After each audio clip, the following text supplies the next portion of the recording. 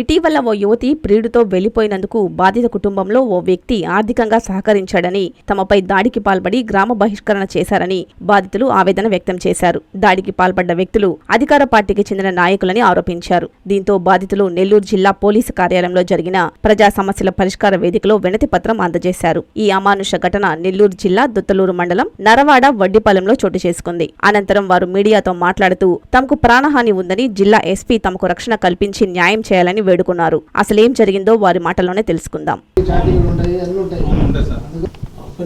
కొన్ని వాళ్ళు వ్యాలెట్ నుంచి కొట్టాను, అవి లేవు సార్. నువ్వు ఫోన్ పే చేసిన అయితే ఉండే క్రెడిట్ కార్డ్ వ్యాలెట్ నుంచి ప్రూఫ్లు ఉన్నాయి. అది మనకు లాస్ట్ కాల్ చేసినప్పుడు నోట్లో ఉంది, ట్రాన్స్ నోట్లో అట్లాంటివి మాట మన దగ్గర చెప్పి 20 రోజులు కాల్ చేశారు. చూస్తే అమ్మాయి ఇలా కాల్ చేశాడు నాతో. వాళ్ళ బంధువు ఏమన్నా ఎవరు అమ్మాయి లేదు, వేరే అమ్మాయి ఇచ్చింది.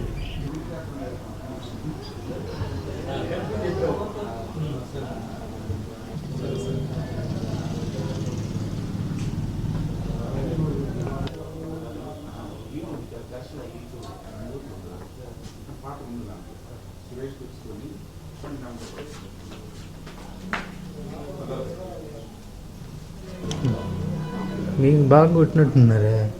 సార్ కొట్టింది 6 మంది పడదలు సార్ కొట్టారు సార్, 2 పడదలు సార్.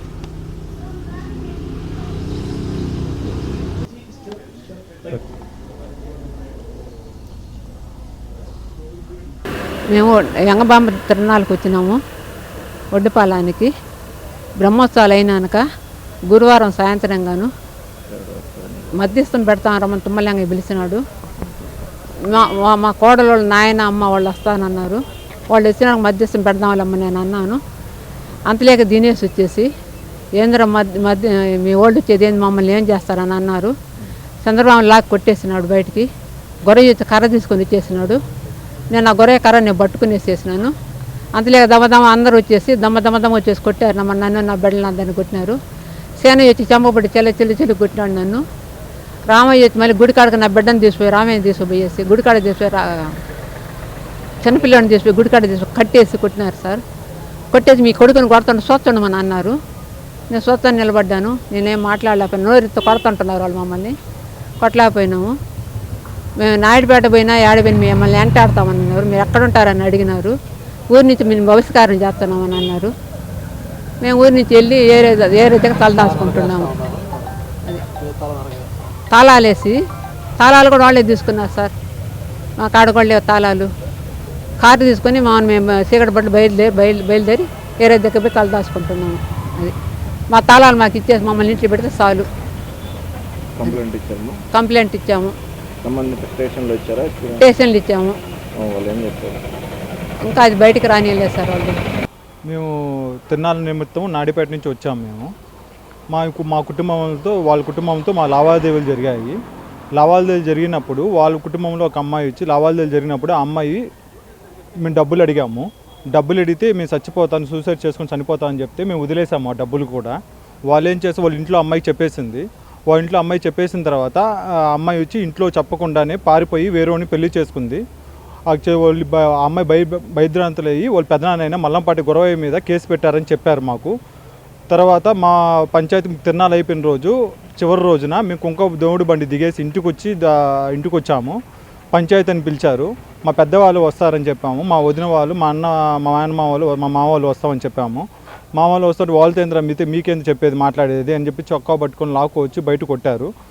మల్లంపాటి గురవయ్య నాయుడు అనేసి ఆయన కర్ర పట్టుకొని తీసుకువచ్చి కొట్టారు. సో కొట్టుకుంటే వెళ్ళి ఒక 6 మంది ఇద్దరు చేతులు పట్టుకొని 4 కర్రలతో కొట్టారు. మా తమ్ముడు నేను ఇంట్లో జొరబడి బాత్రూమ్ నుంచి లాక్కో వచ్చి కొట్టుకుంటూ పోయి యాప్ చుట్టూ కట్టేసి కొట్టారు. మేము ఎదురుగా ఉన్నా కానీ మమ్మల్ని కొడతా ఉన్నారు. చూస్తూ ఉండండి, మేము కొడతా ఉంటామని చెప్పారు. ఇక్కడే ఉంటే చంపేసి మెడకాయ తీసి చెరువులో వేసేస్తామని చెప్పారు. మీరు నాడిపేటలో ఉండలేరు, వడ్డిపాలెంలో ఉండలేరు అని చెప్పారు. మీరు గ్రామ బహిష్కరణ చేశామని చెప్పారు. మీ చుట్టుపక్కల ఎక్కడ ఉండకూడదని చెప్తున్నారు సార్ వాళ్ళు. మేము దొత్తలూరులో కంప్లైంట్ ఇచ్చాను. వాళ్ళు అప్డేట్ ఇస్తామని చెప్పారు. 2 days అయింది ఇప్పటి వరకు. ఏం అప్డేట్, నాకు కాల్ ఏం రాలేదు. సో ఈ తుమ్మలంగా అతను పిలిపించిన అతను అయితే కనీసం మాట్లాడడానికి ఇంకా 76 సంవత్సరాలు ఉంటాయి సార్ ఆయనకి. కనీసం మాట్లాడకుండా మమ్మల్ని 1 వీక్ కట్టేయండిరా అనేసి కట్టేయండి కొట్టండిరా అని చెప్పేసి అన్నాడు.